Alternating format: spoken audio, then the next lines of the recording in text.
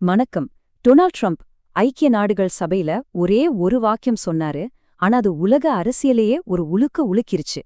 அப்படி என்னதான் சொன்னாரு? அந்த ஒரு வாக்கியத்துக்கு பின்னாடி இருக்கிற உண்மையான கணக்குகள் என்ன? வாங்க இத பத்தி கொஞ்சம் ஆழமா பார்க்கலாம். அவர் சொன்ன அந்த வார்த்தைகள் இதுதான், நான் இந்தியாவை நிறுத்துவேன். இப்போ எல்லா விவாதங்களுக்கும் இதுதான் மையப்புள்ளி. இது சும்மா ஒரு மிரட்டல்னு நினைச்சுக்காதீங்க, இதுக்கு பின்னாடி ரொம்ப பெரிய அரசியல் கணக்குகள் ஒளிஞ்சிருக்கு. சரி, இந்த ஒரு வாக்கியம் ஏன் இவ்ளோ பெரிய அதிர்ச்சியை உண்டாக்குது? ட்ரம்ப் உண்மையிலே என்னதான் சொல்ல வந்தாரு நம்ம முதல்ல தெளிவா புரிஞ்சுக்கணும். ட்ரம்போட குற்றச்சாட்டுகள் ஒரு மல்டி அட்டாக் மாதிரி இருந்துச்சு. முதல்ல இந்தியாவோட பொருளாதார வளர்ச்சியை நேரடியா விமர்சனம் செஞ்சாரு. இந்த வளர்ச்சி உலக வர்த்தக சமநிலையே கெடுக்குதுன்னு சொன்னாரு. அதோட புதுசா வரிகள், கடுமையான விசா விதிகள்லாம் வரப்போகுதுங்கிற மாதிரி ஒரு சிக்னலும் கொடுத்தாரு. இது மட்டும் பத்தாதுன்னு இந்தியா, ரஷ்யா மற்றும் பிரிக்ஸ் நாடுகளோட ரொம்ப நெருக்கமா இருக்கிறது அமெரிக்காவுக்கு ஒரு பெரிய சவால்னு தன்னோட கவலையை வரியிட்டாரு. ட்ரம்ப் ஏன் இப்படி பேசினாரு? இது திடீர்னு வந்த கோவத்துல சொன்னதா, இல்ல நல்லா யோசிச்சு திட்டம் போட்டு செஞ்ச ஒரு மூவா? இதுக்கு பின்னாடி இருக்கிற காரணங்களை நாம இப்ப அலசி ஆராயலாம். இந்த பேச்சுக்கு பின்னாடி ஒரு தெளிவான 3 அடுக்கு திட்டம் இருக்கிற மாதிரி தெரியுது. 1. உள்நாட்டு அரசியல் லாபம். 2. ஒரு தந்திரமான பொருளாதார உத்தி. 3. ரொம்ப முக்கியமான ஒரு புவிசார் அரசியல் எச்சரிக்கை. இத 3ம் எப்படி ஒன்னா வேலை செய்யுதுன்னு பார்க்கலாம். முதல்ல உள்நாட்டு அரசியல். அமெரிக்காவில தேர்தல் நெருங்கிட்டு இருக்கு.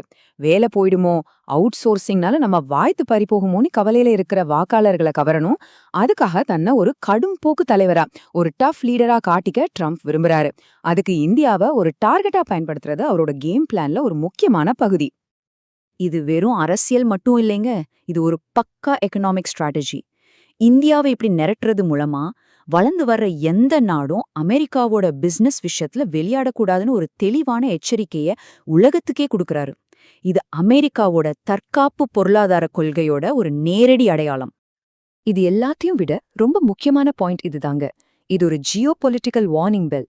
அதாவது சீனா, ரஷ்யா, பிரிக்ஸ் பக்கம் எந்த நாடு போனாலும் சரி, அமெரிக்கா கிட்ட இருந்து கடுமையான எதிர்வினையை சந்திக்க வேண்டியிருக்குங்கிற ஒரு மெசேஜ் தான் இது. ஆக இது இந்தியாவை பத்தினது மட்டும் இல்ல, இது உலக அதிகார போட்டியில ஒரு புது அத்தியாயத்தோட தொடக்கம். சரி, அமெரிக்காவோட இந்த பிரஷருக்கு இந்தியா எப்படி ரியாக்ட் பண்ண போகுது? இந்த டிப்ளமேட்டிக் செஸ் கேம்ல இந்தியாவோட அடுத்தடுத்த நகர்வுகள் என்னவா இருக்கும்? வாங்க பாப்போம். அமெரிக்கா அழுத்தம் கொடுத்தா இந்தியா சும்மா இருக்குமா? வரி போடுவோன்னு மிரட்டினா அதுக்கு முறையா ராஜதந்திர ரீதியில தன்னோட எதிர்ப்பை பதிவு செய்யும். அமெரிக்காவை மட்டும் நம்பி இல்லாம மிடில் ஈஸ்ட், ஆப்பிரிக்கா, ஆசியான்னு புது புது மார்க்கெட்டை நோக்கி தன்னோட வர்த்தகத்தை விரிவுபடுத்தும். ஒருவேளை ட்ரம்போட இந்த பேச்சு இந்தியாவை ரஷ்யா, சீனா கூட இன்னும் வேகமா கைகோக்க வைக்குமோங்கிற ஒரு கேள்வியும் இது எழுப்புது. இந்த மோதலோட ஃபியூச்சர் என்ன?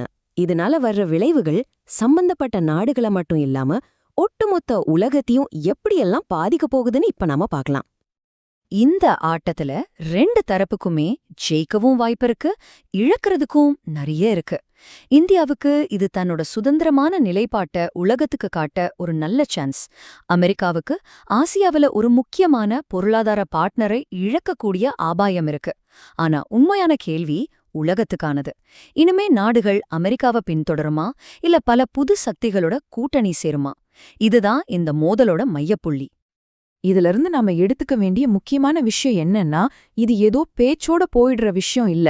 இது அமெரிக்காவுக்கும் இந்தியாவுக்கும் நடுவுல உருவாக்கிட்டு வர பொருளாதார, ராஜதந்திர ரீதியான ஒரு பதட்டத்தோட தெளிவான அறிகுறி. கடைசியா நம்ம எல்லாருக்கும் முன்னாடியோ இந்த ஒரு கேள்விதான் நிக்குது. ட்ரம்போட இந்த பேச்சு எதிர்காலத்துல ஒரு உண்மையான கொள்கையா மாறுமா, இல்ல இது வெறும் ஒரு அரசியல் நாடகமாவே முடிஞ்சிடுமா? இதுதான் இந்தியா அமெரிக்க உறவுகளோட அடுத்த கட்டத்தை தீர்மானிக்க போகுது. இத பத்தி நீங்க என்ன நினைக்கிறீங்க?